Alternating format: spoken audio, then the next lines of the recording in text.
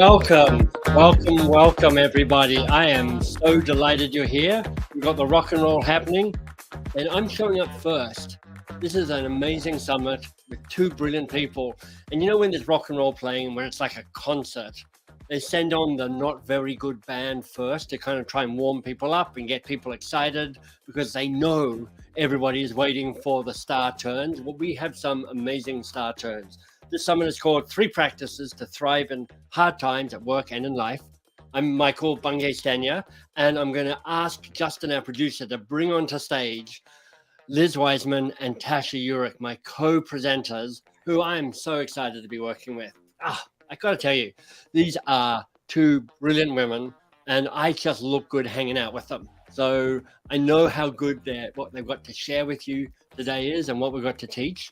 And we're going to do some introductions, some formal introductions at the moment. But you can see we've got the chat going, and I can see lots of people here. Fiona's here, Carrie's here, the Catherine Hall is here, Tammy's here, Leonore's here, Carolyn's here.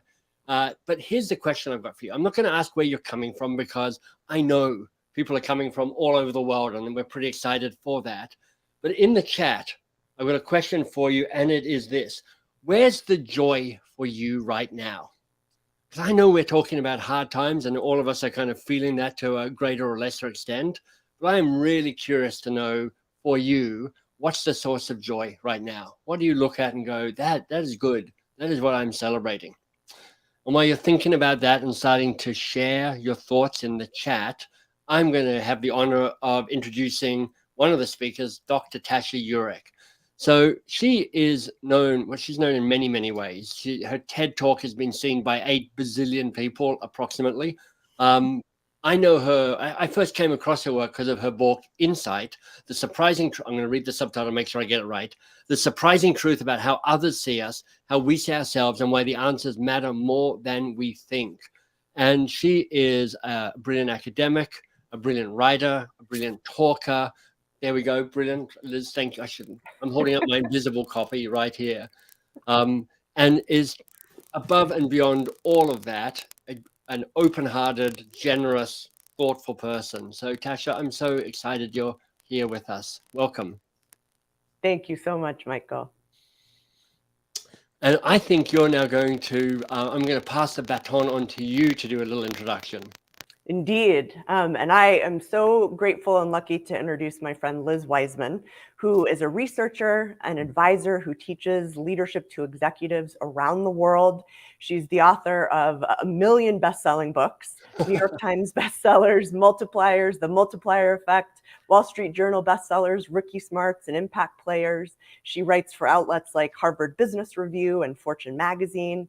Liz is also the CEO of the Wiseman Group, which is a leadership development firm that works with clients like Apple, Disney, Nike, and many, many more. And for many years running, Liz has been named one of the world's top management thinkers.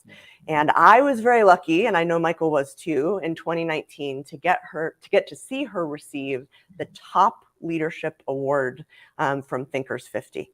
But Liz isn't just an astoundingly accomplished professional. She's a wonderful human being. She's strikingly wise and deeply inquisitive. She's humble, kind, and caring.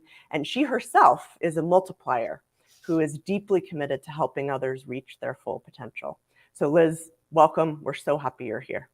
Oh, well, thank you. And those things are only on a good day. I have my diminishing days for certain. I have my less than compassionate days for certain. Okay, that leads me to introduce MBS, Michael Bungay Stanier. Michael is the author of, and that's how most people know Michael, of 7 books. Now, I have a few. I pulled a few books off my shelf. He is, of course, the author of Coaching Habit, which is really the coaching book of the century.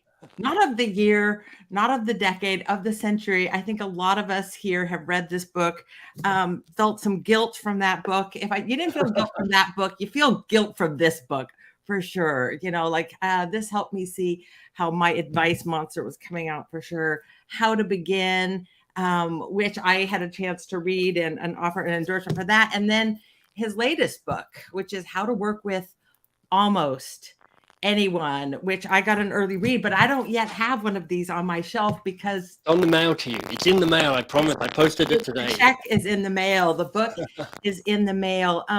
He has also started 2 successful companies, and he's had this honor, this challenge of being able to coach Brene Brown, like to coach the coach, to do that live on air on her podcast.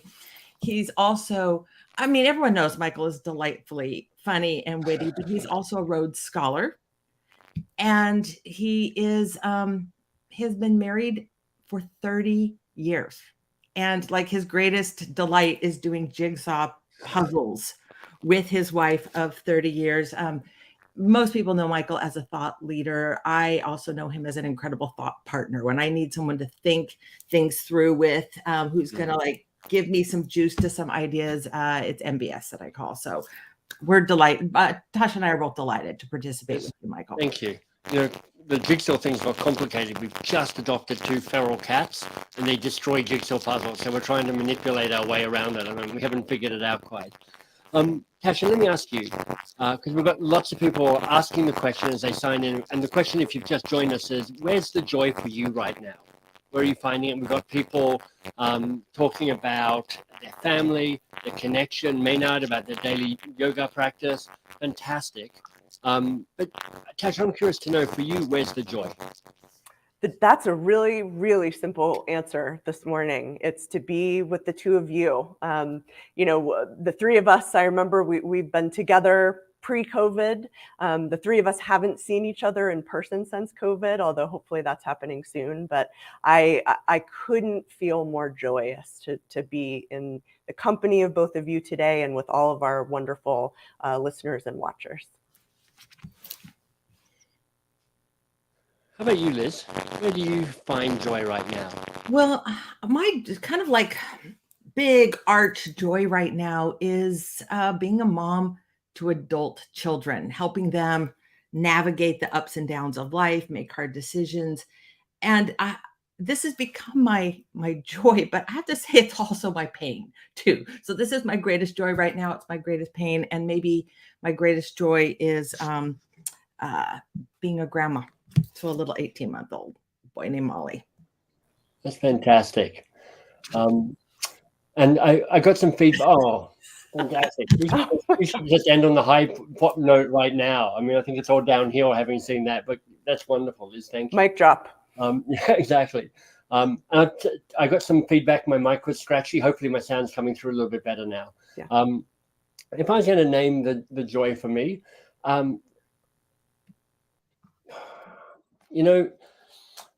just in the room over there, my wife, Marcelo, as Liz says, we've been a couple for more than 30 years now, is putting together copies of the book that we're sending out to the people like Tasha and like Liz who have endorsed the book and supported the book.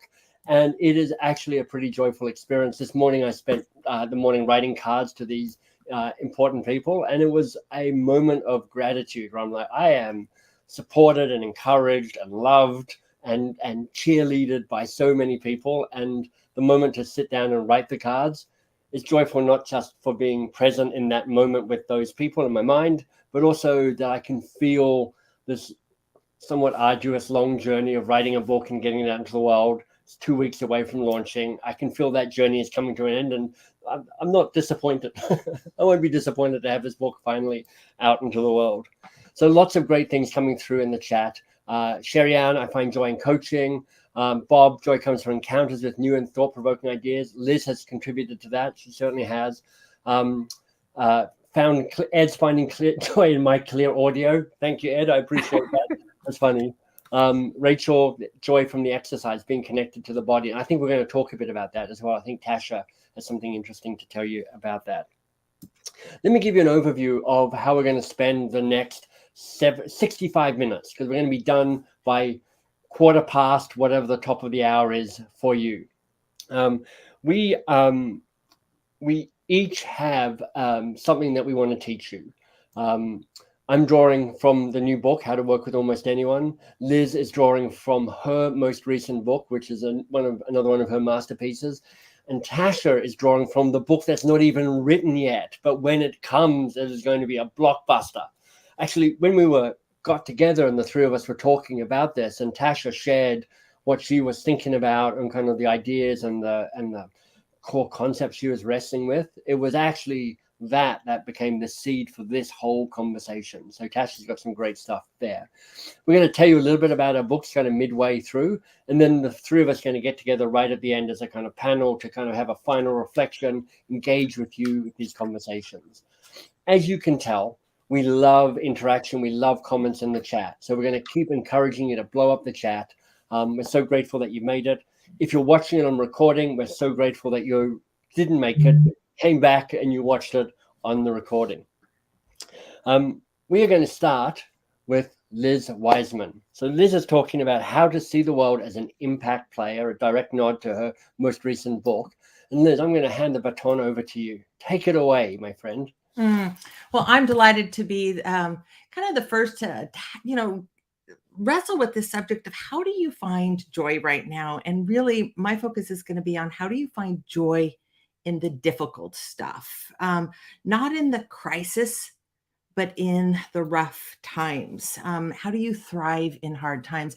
And how do you increase your impact and your joy in work without working an ounce harder? That is my goal, is that, 15 minutes from now, everyone walks away with maybe one thing you can do to increase the fulfillment you feel at work, the joy you're experiencing in difficult times without working any harder. Now, a few years ago, I started studying what the top contributors in the workplace look like. And we did a study where we contrasted what we called the ordinary contributors of the workplace. And Justin, go ahead and advance. We've got a couple slides here to follow along. Go ahead and advance. What we did is we looked at the ordinary contributors of the workplace, not low performers, not even really average performers, but people who were doing a fine job, but going through the motions, often feeling stuck at work. And then we contrasted that with what I came to call the impact players of the workplace, people who were creating extraordinary value, contributing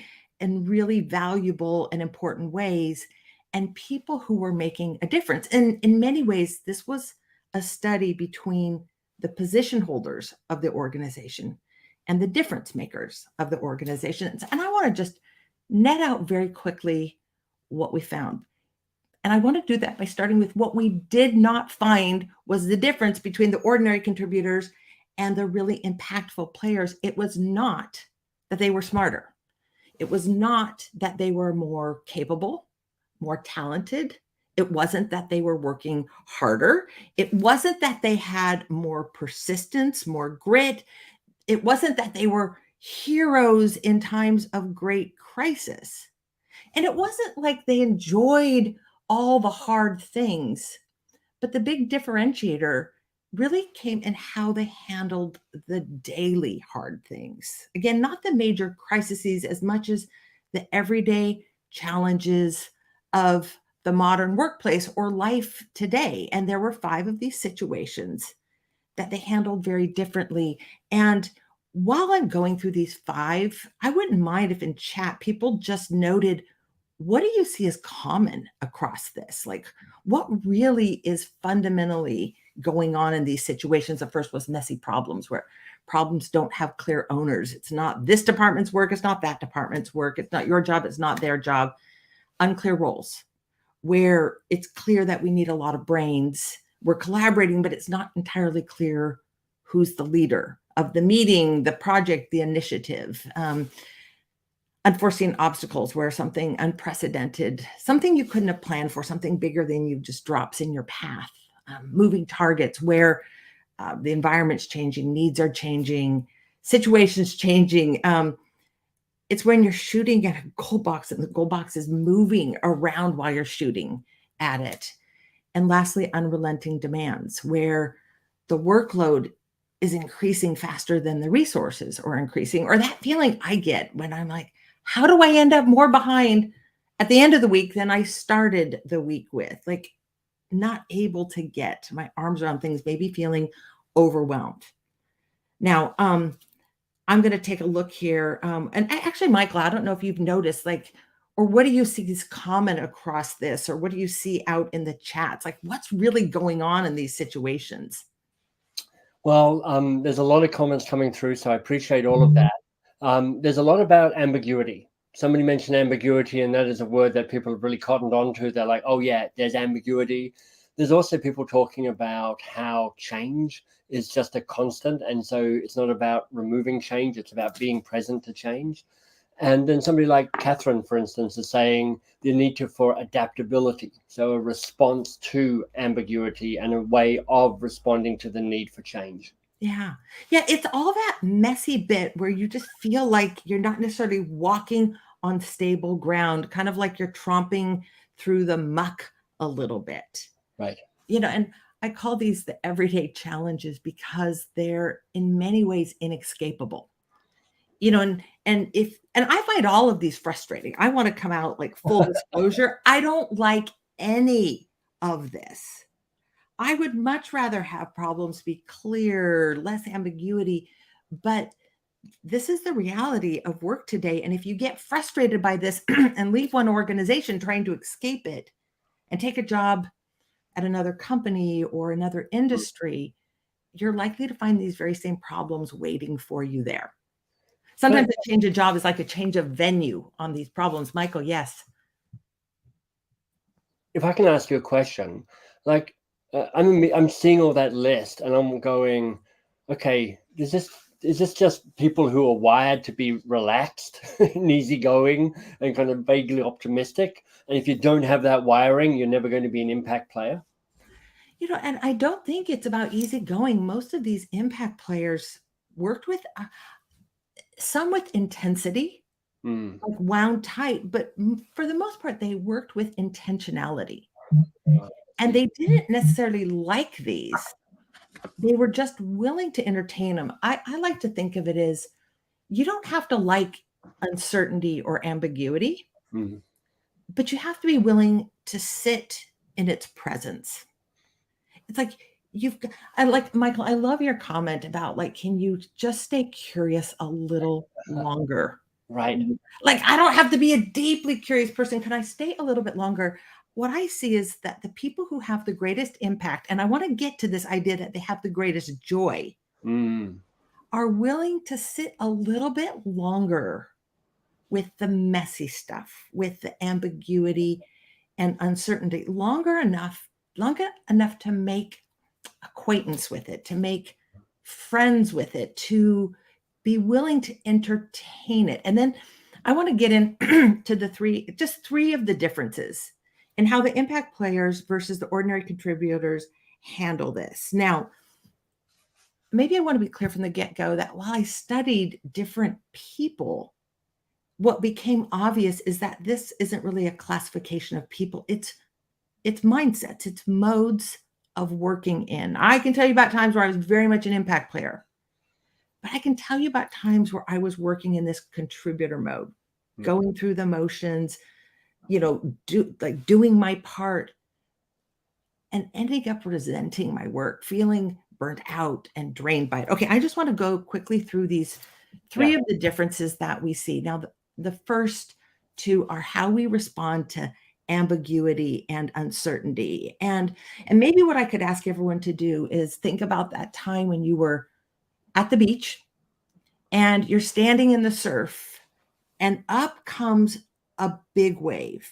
And I don't mean a tidal wave. I just mean a wave that's just a little bit bigger than your stature or your comfort level in the ocean. Like, what do you do in these moments? And I can tell you what I do when I'm out in the surf and the big wave comes. I turn my back and I run.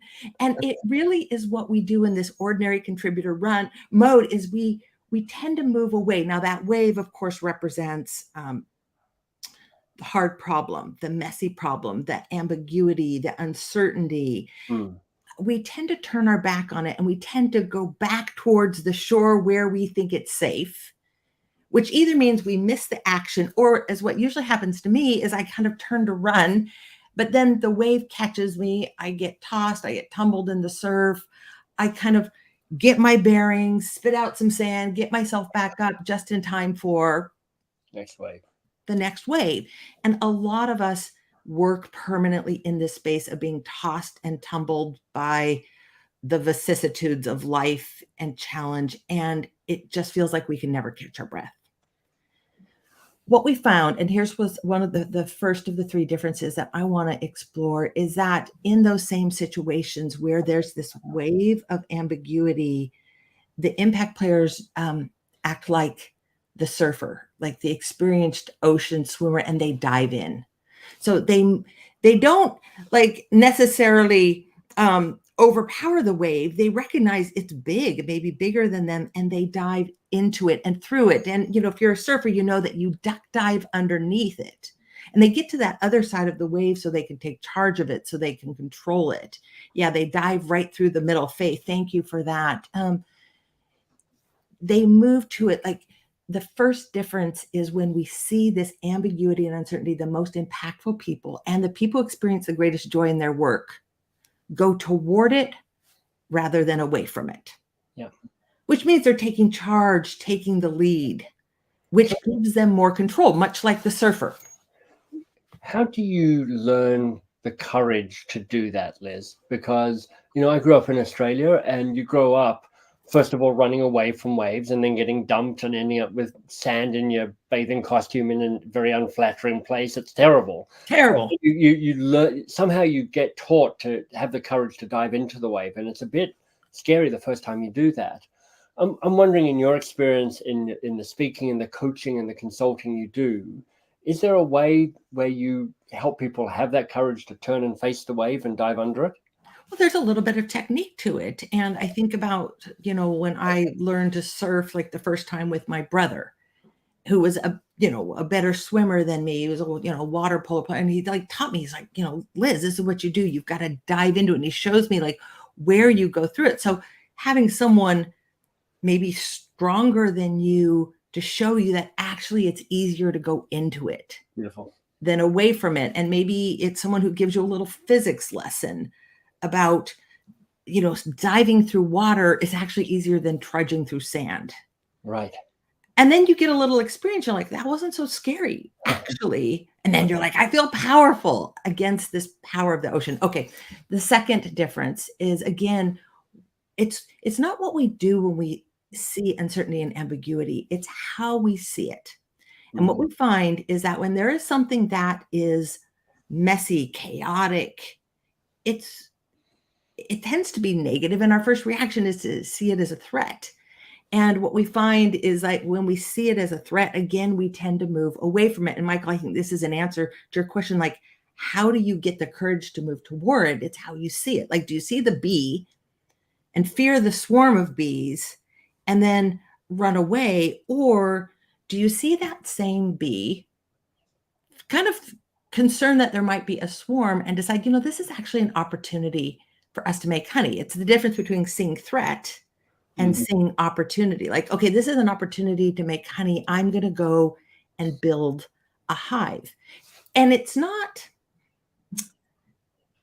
I like to think of it as like seeing the world through opportunity goggles. Now I have my friends at the Gooder sunglasses. They make these kind of fabulous sunnies. They sent me these as opportunity goggles. And I think it represents what the most impactful people do differently is they don't necessarily see it as like fun and sunny, but they're willing to kind of put on goggles to say, okay, what does it look like through an opportunity lens? Like, could this possibly be a chance to make myself useful? Unclear roles. Is this a chance perhaps for me to demonstrate leadership, even though I don't have formal authority? An unforeseen obstacle, like, okay, I hate that. It's a threat to my productivity. It's a threat to our success. But what if this is an opportunity for us to rethink this and do this differently? Like maybe to take charge of this situation. Okay, lastly, one of the things we find when the workload is heavy and it's hard and people feel overwhelmed, what we find is that the ordinary contributor, again, in this mode, we tend to look at this and we assume the burden. And I mean that in both sense of the words. We assume it has to be hard. Heavy workload, hard, drudgery. But then we assume the burden, meaning that we hold it, we carry it, and then we tend to share it, and it tends to add to the burden of already overtaxed leaders and managers. And we all know colleagues who are inherently taxing, like they're talented, but they come with a tax. What we find is that the impact players, they just make work light. They don't assume hard work has to be a burden.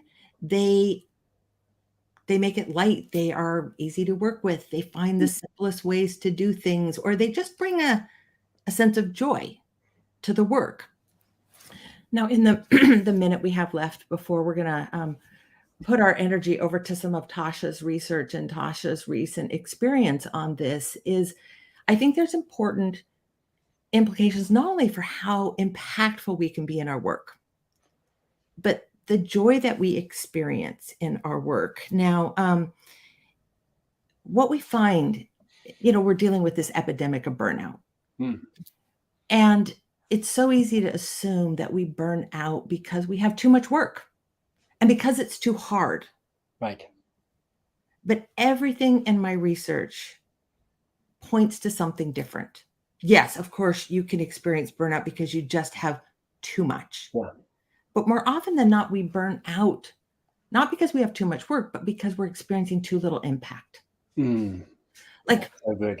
Working hard, going through the motions, slogging through the sand and mucking about in the muck, but not having impact.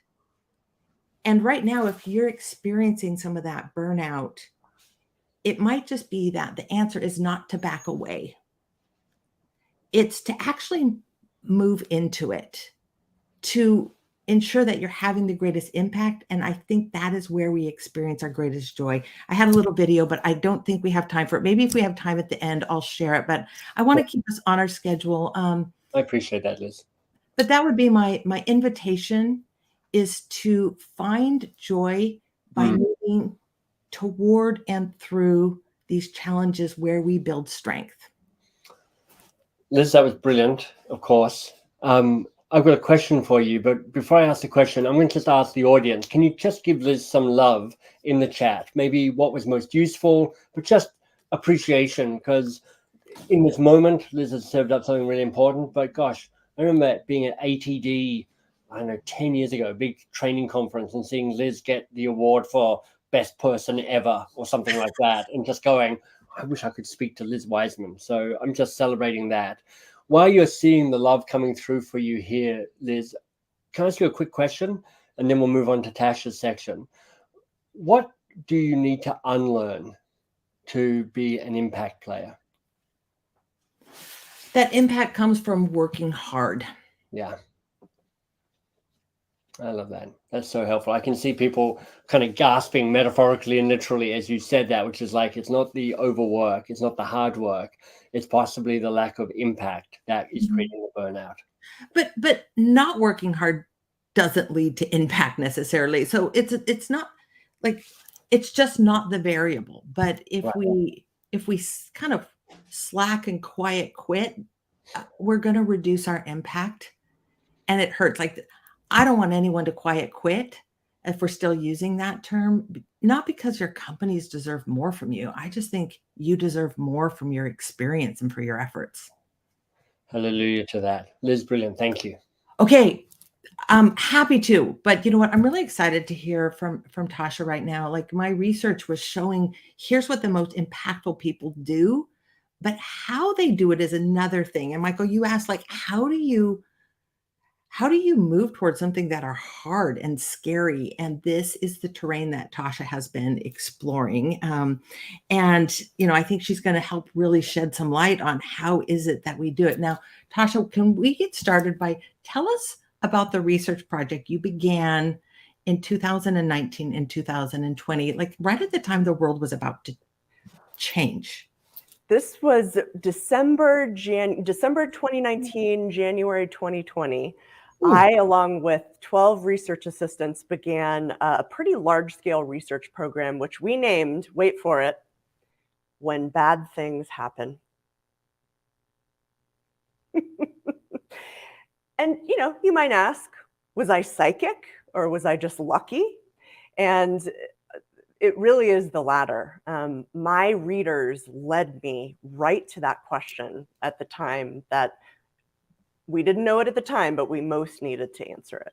Okay. Well, what did you find? Like, what did you find when you dug into this right at the time when everything is getting kind of hard and bad things are happening? Yeah, well, it's interesting because so a few years before that, I had published my second book, Insight, on the science of self-awareness. And there was one question that kept coming up in audiences and clients and just people that I talked to about this topic. And they'd say things like, well, now that I understand who I am and how people see me, how the heck do I deal with all of the chaos around me? And maybe people can pop in the chat some examples of the chaos around them that they feel.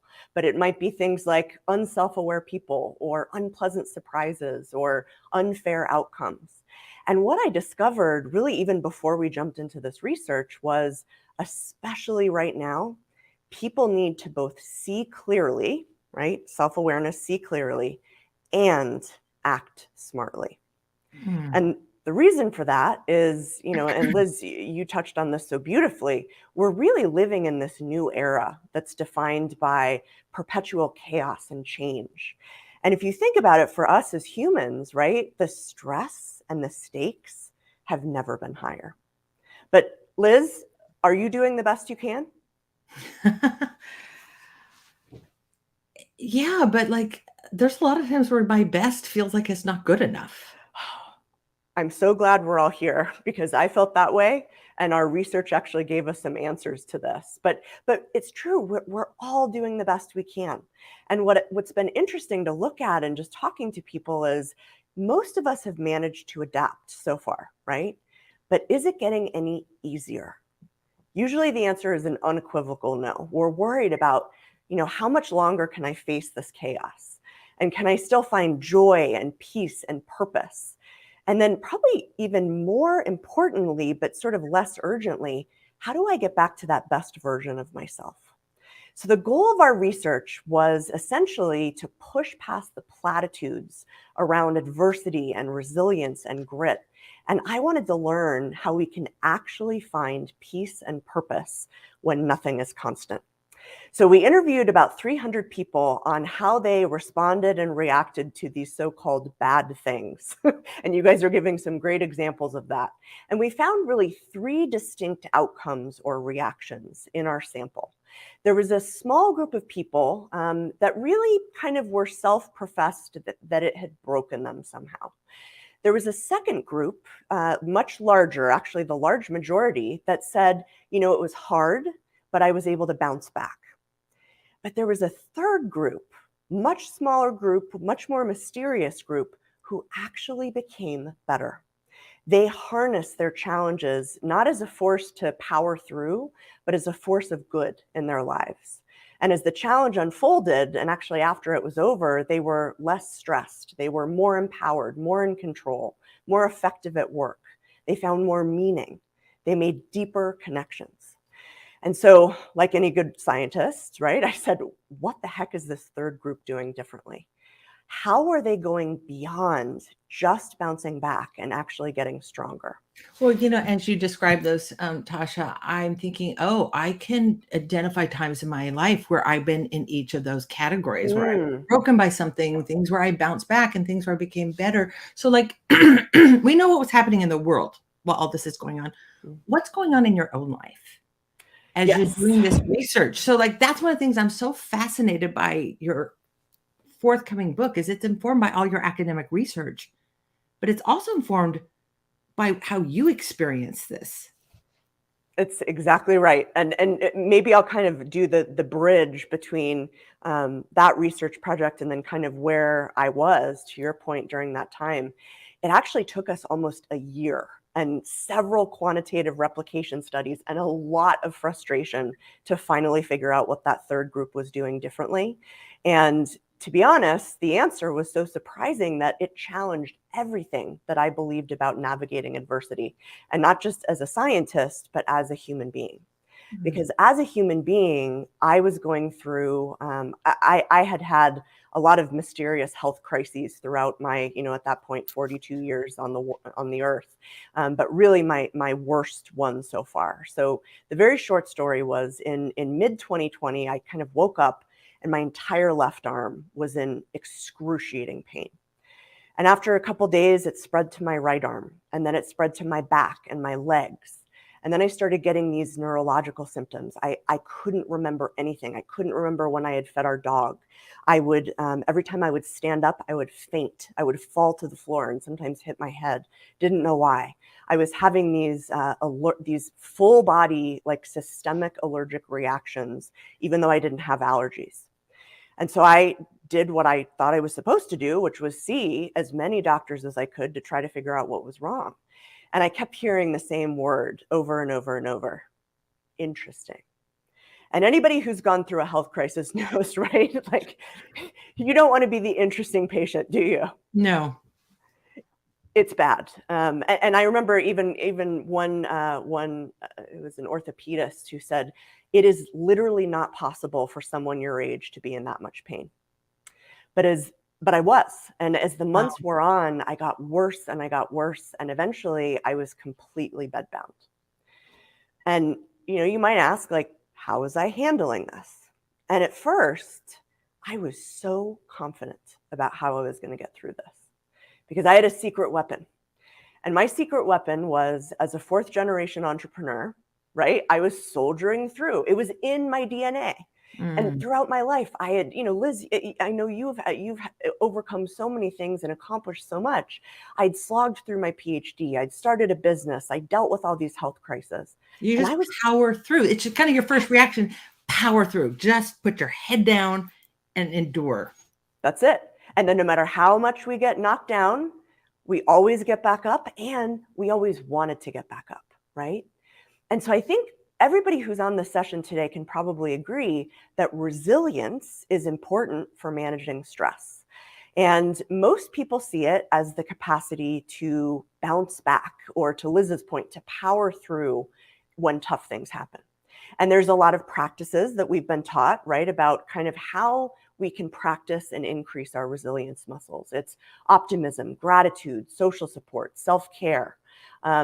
And actually, I'm going to ask you to take that slide off because we're not quite there yet. But we've all been practicing this for decades. And, we're not alone. Since the 1980s, there have been more than 10,000 books written on the subject of resilience. And the idea is if we build those resilience muscles, we can not fall apart, we can power through, we can bounce back. And actually, the mere experience of adversity might make us more resilient, because who's heard this slogan, right? What doesn't kill us makes us stronger. So what I knew I had to do when this all started was double down on my resilience. And my new and improved self-care plan was a sight to behold. I don't want to brag, but I started meditating. I started doing yoga. I was calling my friends, many of whom were surprised to hear from me. I was telling my husband about my feelings, and he was also a little surprised. I was doing my daily gratitude journal. And I put this all eventually in a spreadsheet that I printed out every day, and I would put check marks by the resilience practices that I had engaged in that day. But something weird started to happen. And it was that I wasn't feeling more able to handle these challenges. I was feeling less able to. I was feeling more uncertainty and stress and anxiety. And I wasn't just physically spent, I was mentally spent, right? And I didn't know it at the time, but I was hitting my resilience ceiling. Wow. Yeah, what's a resilience ceiling? Well, let's go back to the research, because it sort of led to this path that, again, was so surprising. I almost felt like it was wrong for a while.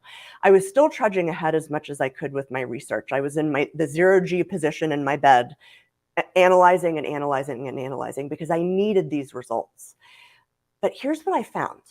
Number one, in our sample, there was no no relationship between people's resilience and how well they responded to bad things. There was no relationship between resilience and how people viewed that event in their lives. And then perhaps most shockingly, I think we all might agree, that third group, right, who got better were no more resilient than anyone else. And so when I dug into the research on resilience, and this is when we can put up the next slide, I was actually pretty shocked at how much we misunderstand this skill.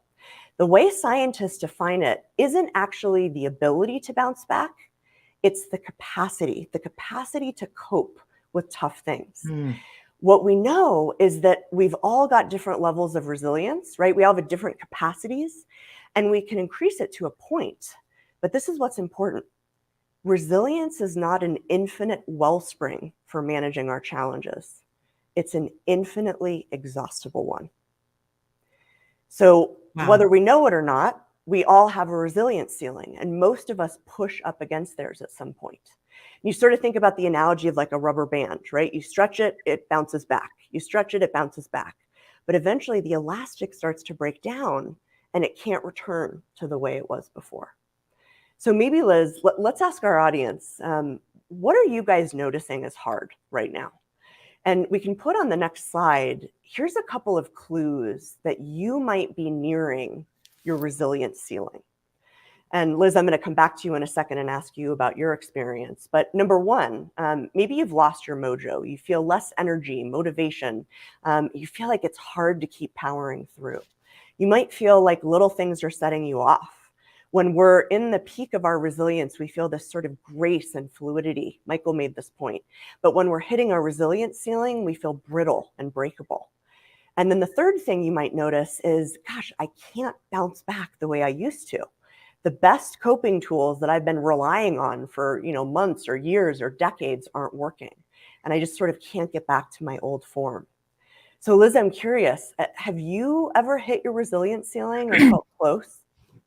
Well, as soon as I first heard you use this term resilience ceiling, it brought me to a point where I felt broken. I had just ended a really bad working relationship. I had decided I had to end this.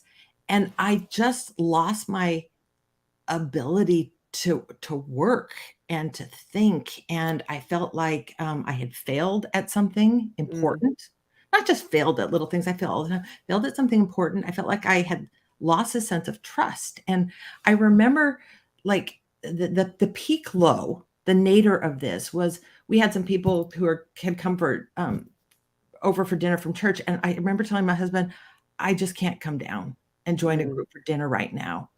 And I remember saying to my family, my mom, my sister, I'm like, you know what? I am really struggling right now. And I just can't do anything more. I just can't. And it wasn't like I can't do more work. It was like an emotional capacity. I just don't ask me to do anything because I just can't right now. That for me was a resilience ceiling. And I felt broken. But I came out of it stronger. But that's well, and I'm looking at some of the responses. A lot of people relate to what you just shared. And, especially for people like us and like everybody who's on this session, we pride ourselves on our resilience. So when we hit that ceiling, it's confusing and jarring and even shameful. I coined takes a term. Our identity of who we are. It does. And what we do is we engage in grit gaslighting. Other people can do this for us, right? Like, I thought you were a tough, strong person. Why can't you come down for dinner? But we can do it to ourselves, right? But here's what I want people to hear. And I want everyone to listen really carefully to this, because the truth is we are not failing at resilience. Resilience is starting to fail us. Because while the world has irrevocably changed, our approach to living in it largely hasn't, right? You think about how powerful resilience was in the past when we would sort of have these crises and go back to normal. But in this era where there isn't a normal anymore and it's endless change, it wasn't really developed or tested for this kind of world. So what's happening is a lot of us are just simply reaching the upper limit of what this traditional grit and bear it gospel of resilience can do for us. It's like And we're so, trying to build skyscrapers with hand tools of resilience. ooh, And oh my like God, we need power tools to build this thing. we need a crane. We need like some serious construction materials for And this. I feel like you're working on the power tool for how to deal with hard stuff. And I needed to. That was the thing is this wasn't just an intellectual exercise. I needed the answer because I was starting to lose my battle. And actually, to your point, what we're going to do now is just share very quickly the 3 practices to become resilient that I was able to discover in our research. You guys are going to tell us one that you want to just quickly focus on. And then I'm going to tell you sort of how this framework helped me. But what I finally found in this data in the simplest of terms was that to feel better and do better and live better in tough times, we can't just survive them. We have to harness them to proactively reinvent ourselves.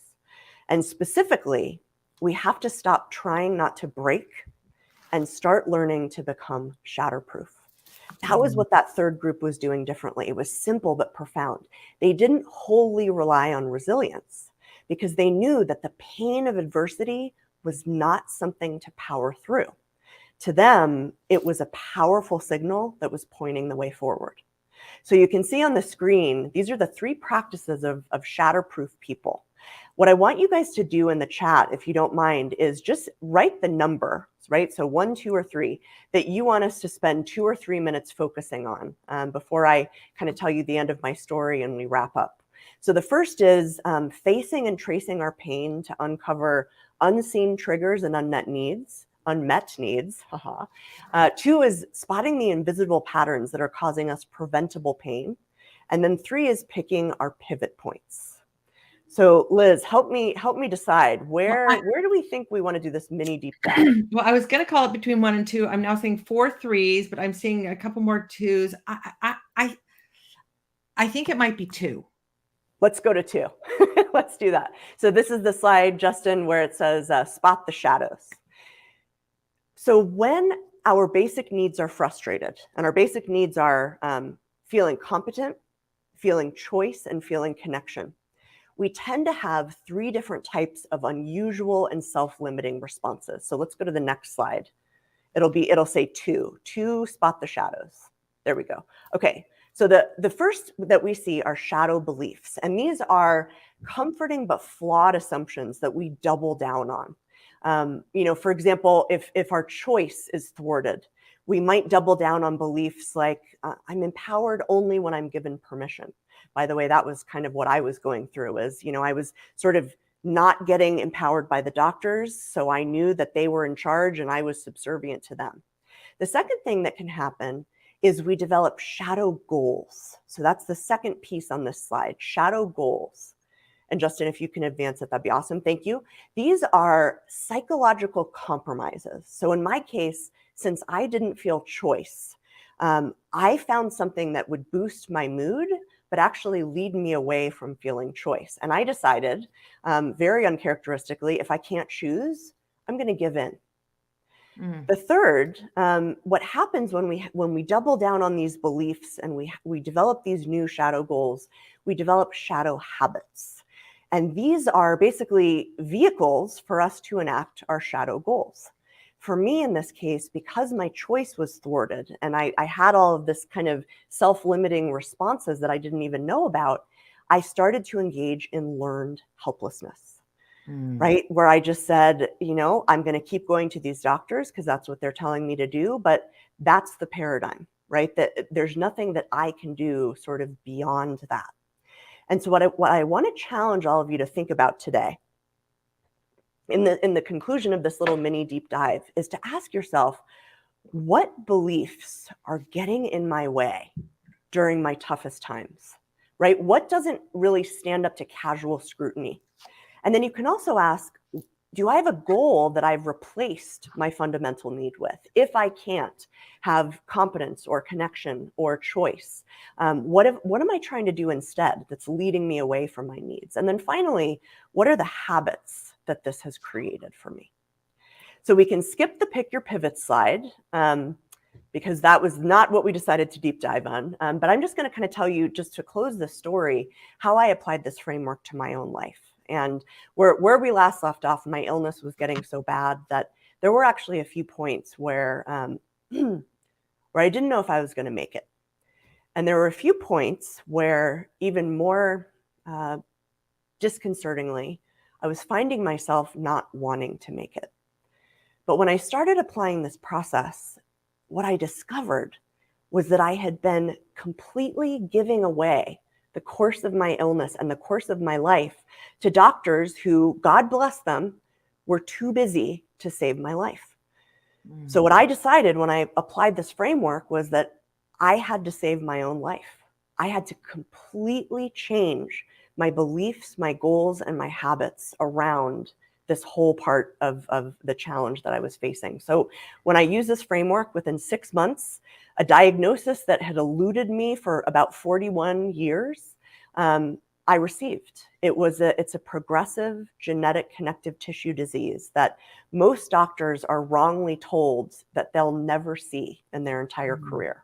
By the way, that's not true. The incidence is as high as 1 in 5,000 people.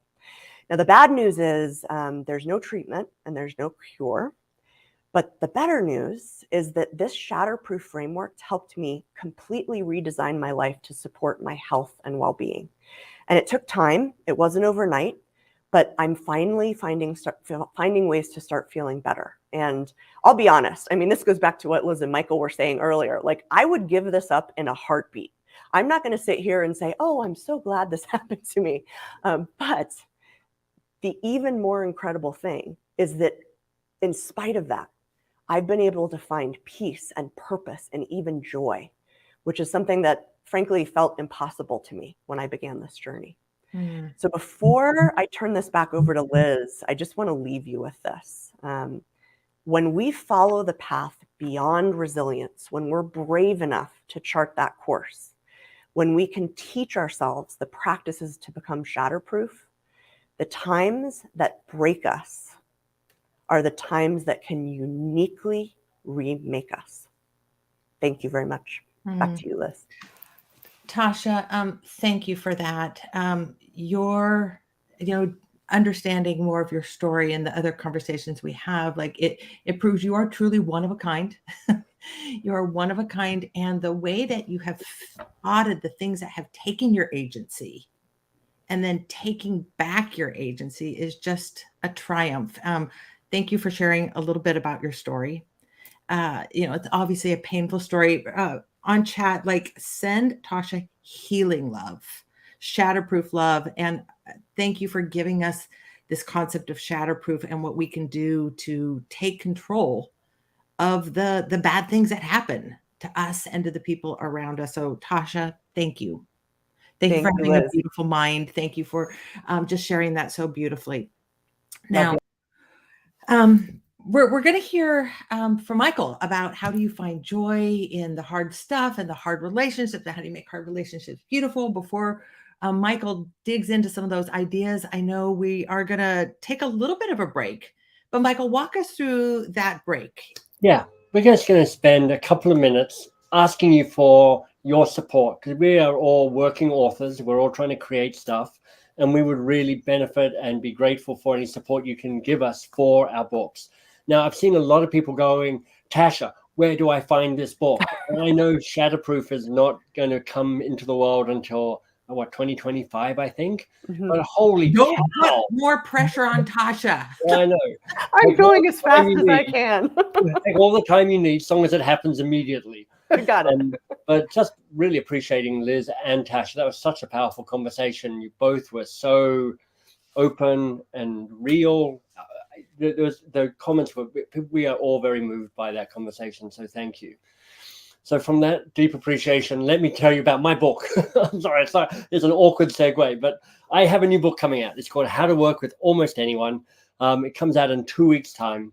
It works on the presumption that every working relationship can be better. And what if we stopped crossing our fingers and hoping that they got better and actually went about the process of building what I'm calling the best possible relationships that are safe and vital and repairable. And that's what this book does. It gives insight around a process called the Keystone Conversation, a conversation about how we work together rather than what we're working on, and 5 deep questions that can help frame that Keystone Conversation. And I'm going to dig into one of those questions in my section right after this. But because the book isn't published yet, there are some pre-publication bonuses at bestpossiblerelationship.com. So if you're wanting to pick up a little extra, a little juice on top of the book itself, bestpossiblerelationship.com, and you can pick up whatever you want there. So that's me. Let me talk to you, Tasha. Tasha, what do you want to talk about? Thank you, Michael. I cannot wait for your book. I've been waiting my whole life for a book on that topic. I'm going to tell you about the book that I've written before, which is out, Insight, where I reveal just how much work we all have to do, by the way, including me, on our self-awareness, and the huge life-changing results of developing this very learnable skill. And I'm really proud that it's on Brene Brown's bookshelf, and Adam Grant calls it one of the 3 books he recommends most often. So that's very findable. Shatterproof, as Michael said, is coming out in April of 2025. And since I can't give you a resource on Shatterproof yet, because I'm still creating the work, I'm going to give you my best current resource. So the question I'd ask is, have you ever wondered how self-aware you are? And by the way, wondering how self-aware you are is the first step on a journey to reap all of the benefits of this highly critical skill. So your chance to find out is our free 5-minute insight quiz. And it's a subset of a much longer 70-item survey where you basically fill out 14 questions. You send the quiz through the system to someone who knows you well. They fill out 14 questions. And then you get this nice report that shares kind of your high-level view of self-awareness and then a couple of specific things you can do to improve if you so choose. The one thing I'd say as a caveat is, since this is kind of the party trick version, right, the much shorter version of the overall assessment, please don't make any major life decisions based on your results. But you can find it at www.insight-quiz.com. And feel free to reach out to me too. This has been such an incredibly popular resource, and we're just so happy to keep making it available. What about you, Liz? Well, in the bonus section, you'll find the first chapter of this book. It's called Impact Players. And the book, is really about what the most impactful people do in the workplace. And the first chapter will go through the 5 differences when we're working as an impact player versus a contributor. But there'll be some ideas in there on how you can take the lead even when you're not officially the leader, how you can play big, play at your very biggest and most capable, taking agency and ownership of things, and how to multiply your impact in the workplace. And as I mentioned before, I think it is really a set of ideas that would help you not just multiply your impact, but multiply your joy, and to find greater joy through really being a difference maker, not just a position holder in organizations. So Michael, with that, and I know there's probably like links to all sorts of bonus materials. Like, I'm excited to hear from you. Yeah, thank you. Talk to us about what you've learned about how we make these unbreakable, joyful relationships at work, and you're one of them for me. Thank you, Liz. And yeah, just to say, we will follow up with an email to all of you, giving you links to Tasha's quiz, giving you the way to download the first chapter of Liz's book, and giving you the way to download the first chapter of How to Work with Almost Anyone as well. So you'll get emails from us following up on that. In the time I've got, I want to just dig into one of the 5 questions from the Keystone Conversation. So just to quickly recap, I'm all about going, how do you build the best possible relationship with the people with whom you work, the key people in your life? Not the best relationship, because not every relationship is going to be sunshine and unicorn farts. It's going to be a bell curve, and some are going to be brilliant and some are going to be less brilliant, and lots of them are going to be in the middle. But every working relationship, and actually every relationship you have, has potential. And for me, I'm like, how do you fulfill as much of that potential as possible, the best possible relationship? And I think that the 3 characteristics of a BPR are that they are safe, and that they're vital, and that they're repairable. Safe meaning psychological safety, which you remove the fear of showing up. Vitality is psychological bravery, which is like you're willing to go to the edges. And repairable is you're willing to fix it when things go wrong. And I think so much of what we heard from Liz and Tasha help us with safety and vitality. Because this idea of understanding how to dive under the wave, understanding how you turn towards the challenge, understanding how you sit with ambiguity, all that we heard from Liz, there's so much around both safety and vitality. And then Tasha talking about the resilience ceiling, which is the resilience ceiling, which is such a great metaphor, and grit gaslighting. How good is that as a phrase? It's fantastic. It's all about this idea of how do you tap back into safety and vitality for you as well. So I thought I'd talk about repairability, because when I was researching this book, I read a lot of the great relationship writers, people like Esther Perel and Terry Real and Dan Siegel and John Gottman and the 5 love languages. I really dug deep into this. And it turns out that the relationships that thrive, the relationships that have longevity and that bring joy, are relationships where people know how to repair. And the other key insight from these writers, people aren't that good at repairing relationships. Most of the time we give up pretty quickly, throw our hands in the air and go, So I want to talk about how do we repair our relationships, and I want to give you a proactive strategy and a reactive strategy to that. So the proactive strategy is inspired by, maybe you know the Animals song, "Oh Lord, please don't let me be misunderstood." Here's what I can promise you. You will be misunderstood. You are misunderstood. And you being misunderstood is what causes damage in a relationship. And the secret, of course, is you are also misunderstanding the people with whom you are trying to live and with whom you are trying to work. So this moment of self-reflection is based around this question: how will you be misunderstood? And I ask this because, as in a kind of future certain tense, which is like you've been misunderstood in the past, that's probably how you're going to be misunderstood in the future. So I'm going to tell you a quick way that I get misunderstood, and then I'm going to call Tasha up and ask her how she gets misunderstood. I realized, actually I got feedback from somebody on my team, that when I'm actually thinking, when I'm actually trying to wrestle with a problem, I have what is technically known as a very resting, grumpy face. I look savage. I look angry. I look sad. I look mean. I look nasty. I look like a little black cloud is hanging over my head. I apparently have inherited this from my mother, so thanks, Mum. But I didn't realize this. I thought I was just thinking. And because it happens so rarely, not many people have seen it. But I was like, oh. And understanding how I am misunderstood allows me to start managing around that future form of being misunderstood. I think we get misunderstood in 3 potential ways. One is our words, and also our kind of non-words, our silence, our actions and our non-actions, the things we do and the things that we don't do. And then our presence, kind of just how we show up and what we do in that moment, and also our absence, both whether we're there or whether we're not there, are other ways of being misunderstood. So I'm curious to ask you, first of all, in the chat, how are you misunderstood? How will you be misunderstood? And Tasha, perhaps I could put you on the spot and go, so what's the pattern that you've started to notice? Yeah, seems only fair. I wrote down silence, non-action, and absence. So I think that's the part of the spectrum I fall on.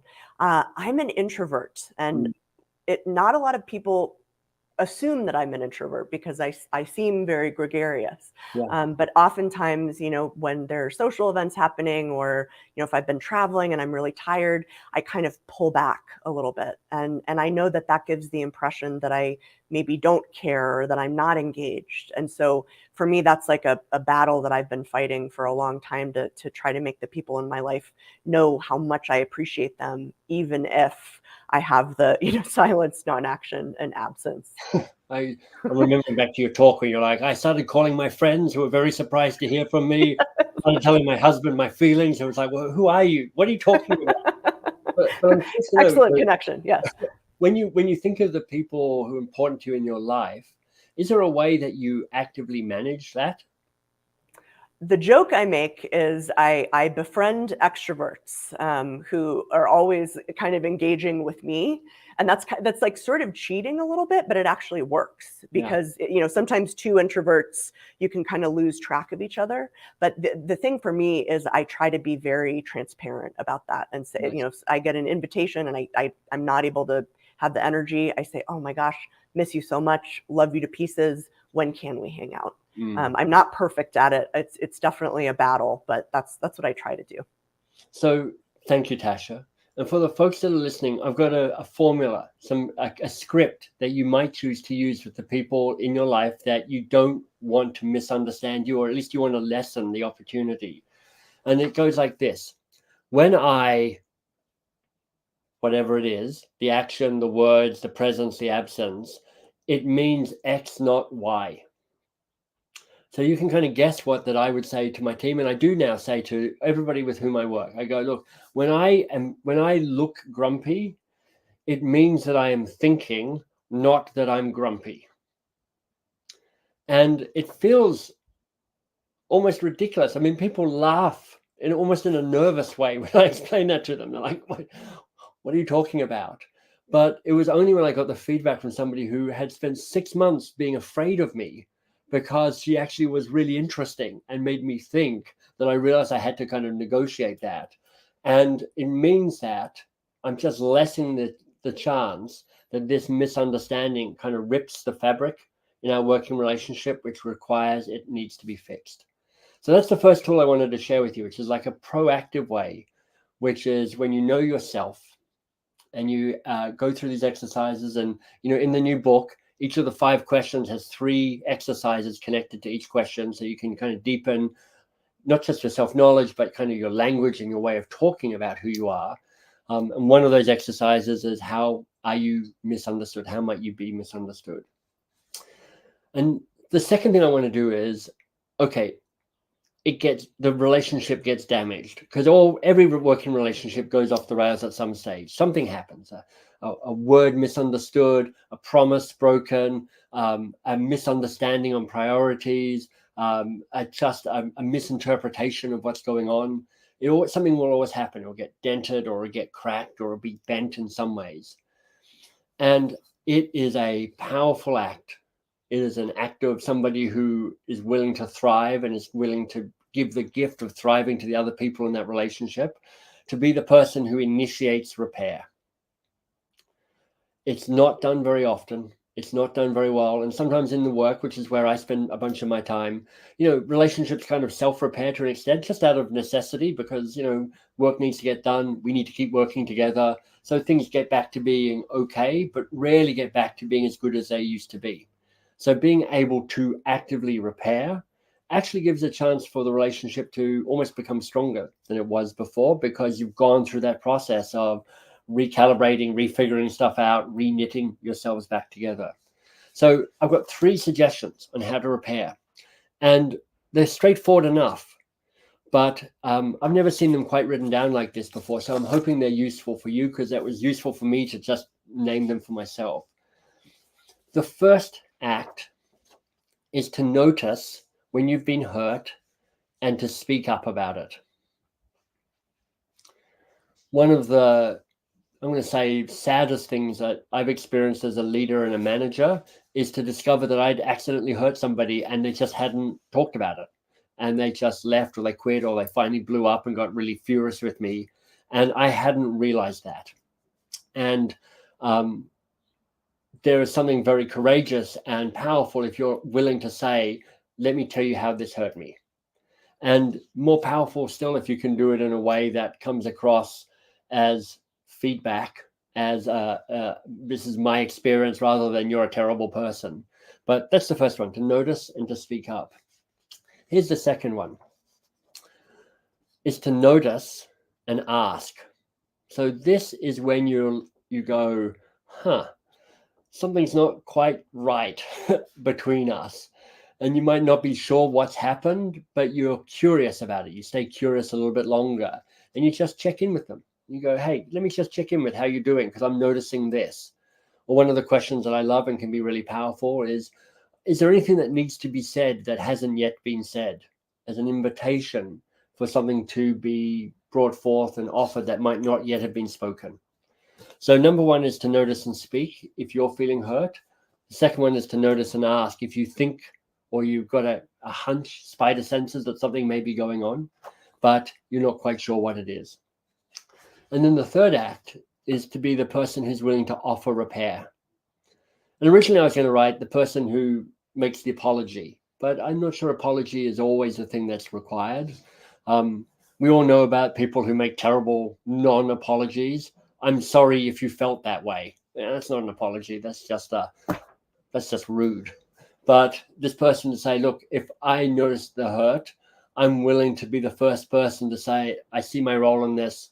I'm sorry for my role in this. I'll do my best to make it better. I'll do my best not to have it happen again. So to offer and repair. So let me ask you again in the chat, and I appreciate all the comments that are coming through. I love how the comments blow up on these summits. If you think of these three, noticing and speak, noticing and asking, and offering repair, which one of those do you think you might be best at? Like, take a guess. Which one of those do you feel this is the one that if I could pick one of those three, I think I have the most facility around? And Tasha, if I can call you up, I'm curious to know which one of those you feel you might have most grace around. I think probably number one. And I wanted to ask a question in terms of what some of us might be not great at, which is the repair, right? Yeah. What happens if I don't want to repair? What if I feel much better deciding that this person is dead to me? Just, hypothetically. No names, but well, look, the way I weigh this up, Tasha, is I go, every choice you make has prizes and punishments. Those people who know my work have heard me say this many times. Every choice you have makes prizes and punishments. So if you choose not to repair because you're angry and you're like, I don't like this person and they're not worth it, that choice will have prizes and punishments. And it's really helpful for you to see the prizes and the punishments, the what you get from not repairing and the cost that will get paid for not repairing. And likewise, if you choose to repair, there are prizes and punishments. You can see some of the upside, but there's also a cost to that. There's a degree of vulnerability required. There's the risk that your offer to repair might get rejected. There's that place of vulnerability around that. So I would say that often in the moment where we're hurt, or something feels broken, it's quite natural for us to kind of move into a bit fight and flighty, little amygdala kind of banging its drum. And you're like, making up is the last thing on my mind here, but that's not one of the amygdala response. It isn't fight, flight, or make nice. It's just fight or flight. But it's like part of regaining prefrontal cortex is going, what's the best choice here? And it might be a good choice to say, I'm not going to bother with this. This isn't worth it. But it might be that if you weigh up prizes and punishments, you may decide that it might be worth it after all. Our work is getting close to this. I think we've got about, I'm going to say we've got 5 minutes left. We're running a little bit over time. We're going to go to 20 past. So Tasha, why don't we pull the three of us back, you, me, and Liz, as a kind of a finale, like the three tenors, but not the three tenors. Oh, man, that's like a weird 1990s British reference. I strike that.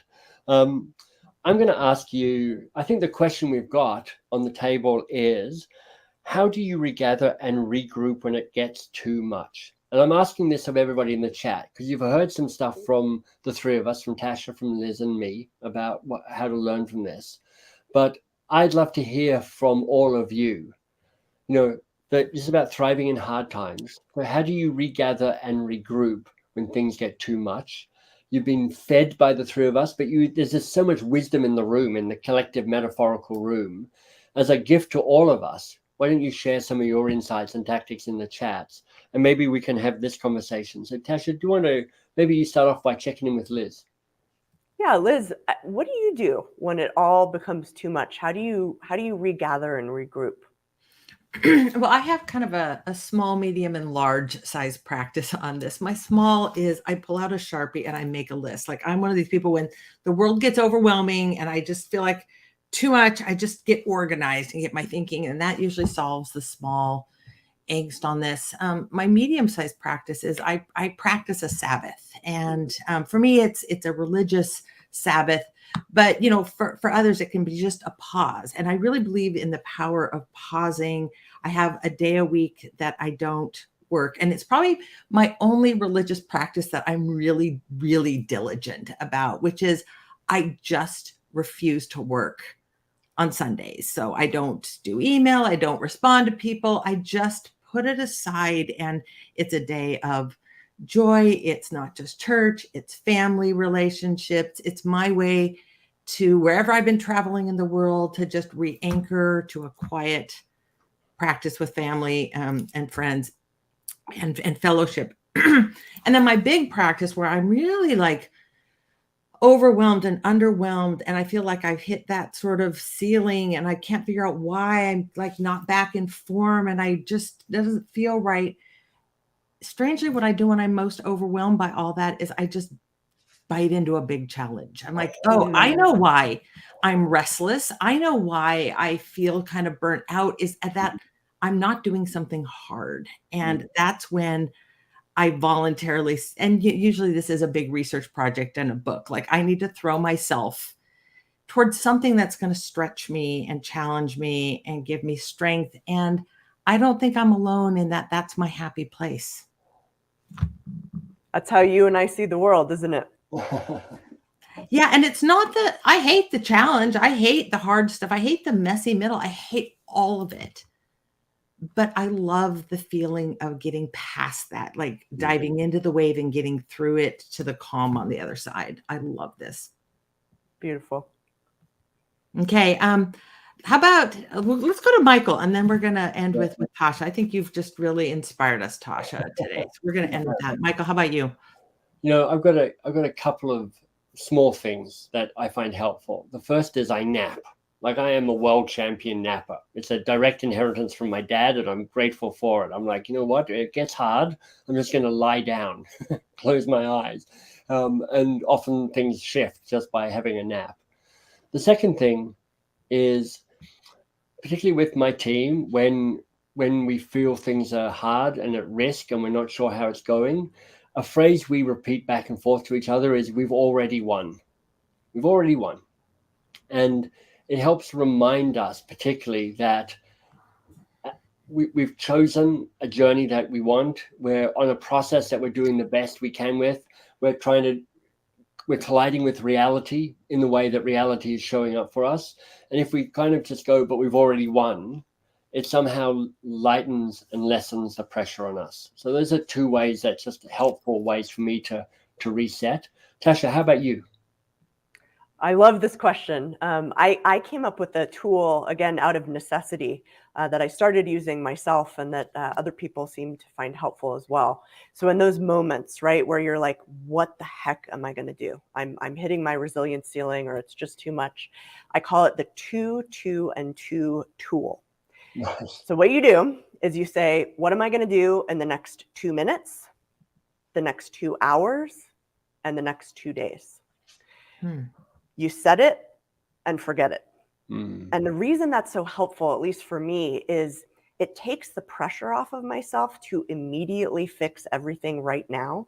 And it's a way to give myself some grace and some space for whatever it is I'm going through at that particular moment. And then it actually does kind of, I find that when I do the 2, 2, and 2, it sets me on a path that I can come back to 2 days later and say, okay, now what? And I'm usually in a better headspace to figure out kind of the mid to longer term plan. This has been fantastic. To all of you who are listening in, let me give you a quick heads up of what you'll see next from us. I'm just going to read my notes here to make sure I don't miss anything. You're going to get a short sequence of emails from us, from an email from me, I think, actually. And part of what that is just giving you an update of where you can get the recording and, importantly, where you can get the bonuses. Tasha's amazing insight quiz, Liz's first chapter of Impact Players and the first chapter of my new book, How to Work with Almost Anyone as well. Then you will get welcoming emails from all three of us independently, because part of signing up for this is you're now part of each of our email lists. That's one of the reasons we're doing this thing together, which is that we want to introduce our audiences to the two other people, because like, you should know about this person. Obviously, if you're like, I don't want to join Michael's newsletter because I've already got Liz's and Tasha's and that's enough, that's great. You can unsubscribe, but you'll be put on all of that. So you'll start seeing emails from the three of us, and you can choose to stay, which we hope you will do, or you can choose to go if you want. And that's the key thing. So that's the follow-up you'll get. I'm going to do a quick thank you to Tuva, who's been the project manager and has made so much of this work and got us here. And particularly Justin, who has been the producer and has helped move things around. So there they are on screen, Justin and Tuba, totally rocking it. I also want to thank Liz and Tasha in particular, because I just think you two are brilliant. And I feel very grateful that you're in my life. Thank you. And I'm going to hand it over to Liz to give us a final question, perhaps. Well, this question might be coming after people have already jumped in. We would just love to know what has been helpful to you. And of course, if there's something that wasn't helpful, put that too, because we want to know, but just what's been helpful. If there's a nugget or maybe the process or the conversation, what has been valuable to you? We want to make sure the work that we do creates value for you. It makes your work life better. It makes your life better. So let us know what's helpful. What was most helpful for you, Liz? I think what's helpful is like this idea of like when things get broken, recognizing that something's not right, like resilience isn't enough. Like the relationship's broken. I'm feeling broken. My strength is broken. The medical system is broken if it can't work for, for such a deeply impactful disease. Like, how do we recognize that and take back control to repair things? I love people who recognize relationships are broken and say, what can I do to repair this? Yeah. I'm a sucker for it. It's really powerful when it happens. It's such a gift when somebody is brave enough to say, can we fix this? Tasha, what struck a chord for you? I mean, I know we're busy presenting, but we're learning as well. What was most useful for you in all of this?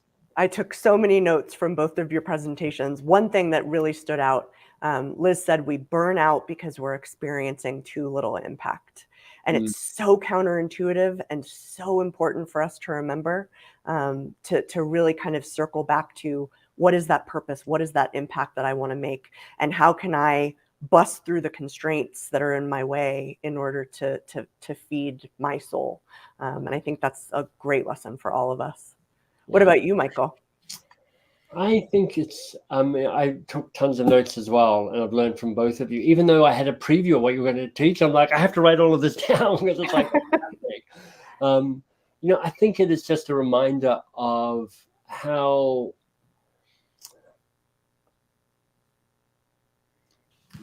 lucky, what an inspiration it is when you work with people who are ahead of you and kind of at a certain caliber. And I just notice how my experience and what I've learned and how I show up is influenced by working with people with the bigness of brains and the bigness of hearts that the two of you have, and how I need to do more.